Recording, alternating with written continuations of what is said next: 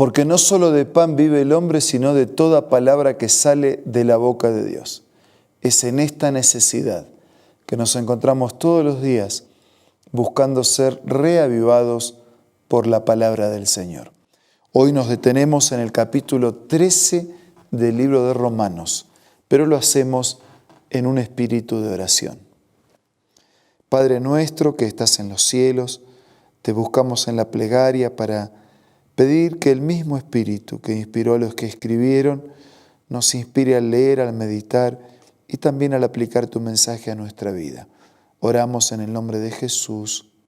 Amén. El capítulo 13 del libro de Romanos nos presenta el apóstol San Pablo un tema ético que tiene que ver con el respeto a las autoridades. Y lo hace de esta manera. Todos deben someterse a las autoridades públicas, pues no hay autoridad que Dios no haya dispuesto, así que las que existen fueron establecidas por Él. Este tema nos puede generar alguna cierta polémica, ¿no? Porque nosotros podemos decir, bueno, hay autoridades que merecen ser respetadas y hay autoridades que no merecen ser respetadas. Por eso digo que podría generar polémicas. Así como algunos dicen, hay padres que merecen ser respetados y hay otros que no merecen ser respetados. Pero Dios, que siempre busca el ideal para cada uno de nosotros, nos habla del respeto aún para los que no merecen. Sigamos leyendo. Versículo 2. Por lo tanto, todo el que se opone a la autoridad se rebela contra lo que Dios ha instituido. Los que así proceden recibirán castigo. Si alguien puede decir, pero todas las autoridades son puestas por Dios. No, ni todas son puestas por Dios.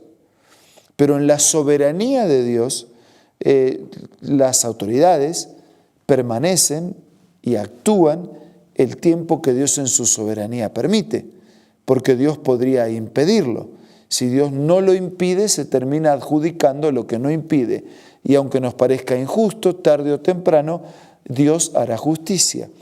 Versículo 3. Los gobernantes no están para infundir terror a los que hacen lo bueno, sino a los que hacen lo malo.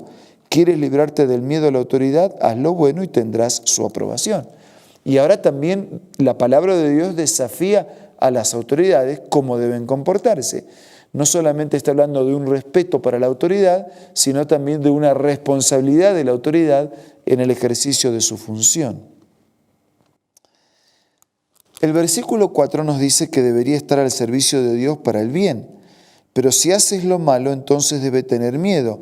No en vano lleva la espada, pues está al servicio de Dios para impartir justicia y castigar al malhechor. Para eso está la autoridad, para impartir justicia y para castigar al que hace mal. Y algunos pueden decirme, pero vivimos en un mundo al revés. Vivimos en un mundo donde no siempre la justicia es justicia. Y es verdad, muchas veces la justicia no es justa, pero eso no nos libera a nosotros de hacer justicia por nuestras manos. Tenemos que saber que Dios va a hacer justicia a su debido tiempo. Versículo 5. Así que es necesario someterse a las autoridades, no solo para evitar el castigo, sino también por razones de conciencia. Por eso mismo pagan ustedes impuestos, porque las autoridades están al servicio de Dios, dedicadas precisamente a gobernar. Paguen a cada uno lo que le corresponde. Si deben impuestos, paguen los impuestos. Si deben contribuciones, paguen las contribuciones. Al que deban respeto, respeto. Honor, honor. O sea, Dios está estableciendo una responsabilidad para ambas partes. No solo para el que contribuye, sino para el que recibe la contribución. Tienen que gobernar en nombre de Dios, de acuerdo a la voluntad de Dios.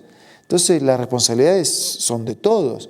No es simplemente del que contribuye con su respeto y además con sus recursos. Es la responsabilidad del que gobierna en nombre de Dios.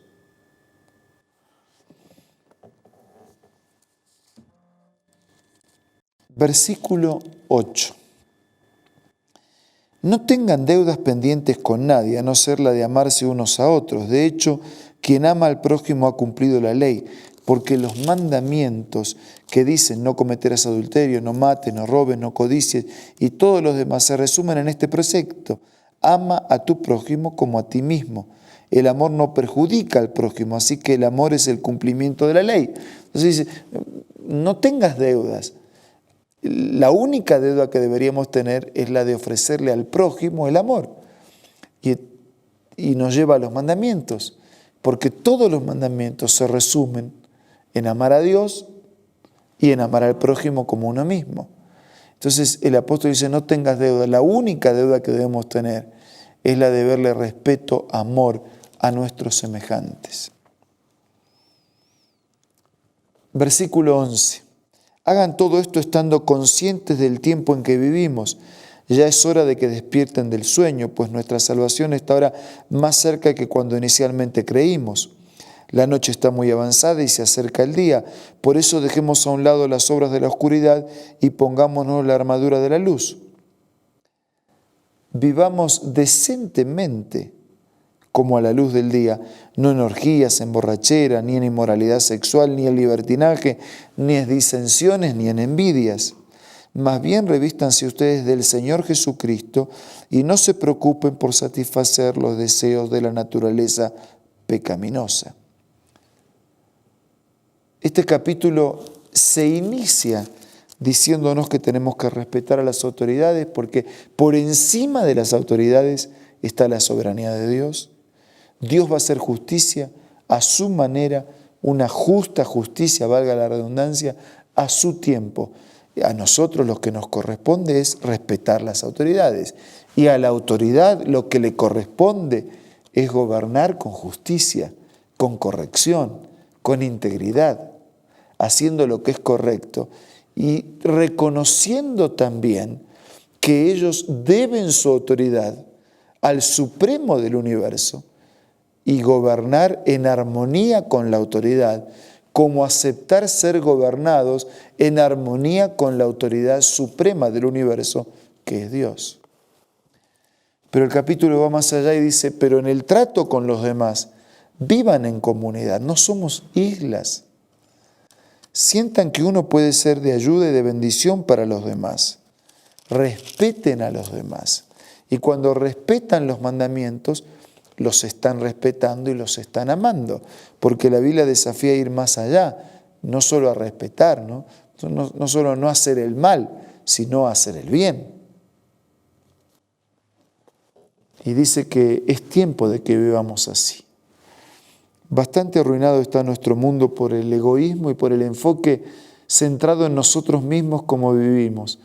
Ha llegado la hora, de verdad, que podamos ser iluminados por la palabra de Dios, que podamos ser reavivados por el mensaje del Señor, que podamos ser alimentados, nutridos de las buenas cosas que Dios tiene para nosotros y aplicar ese contenido a nuestra vida, en nuestro trato con nuestra familia, con los vecinos, con los compañeros, con los colegas, con los desconocidos, con las autoridades y con Dios.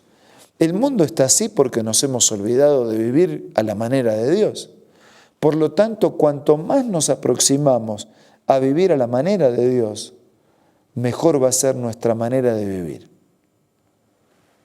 Por eso en este momento yo quiero invitar a todos, a padres y a hijos, a gobernantes y a gobernados, a autoridad y a dirigidos, a hombres y a mujeres, a jóvenes, adultos y ancianos, a todos, a que podamos permitir que Dios esté en nuestra vida.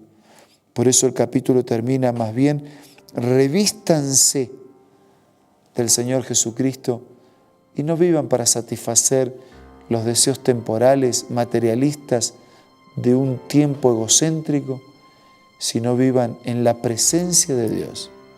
Serán felices y harán felices a los demás. Ahora vamos a hablar con Dios a través de la oración.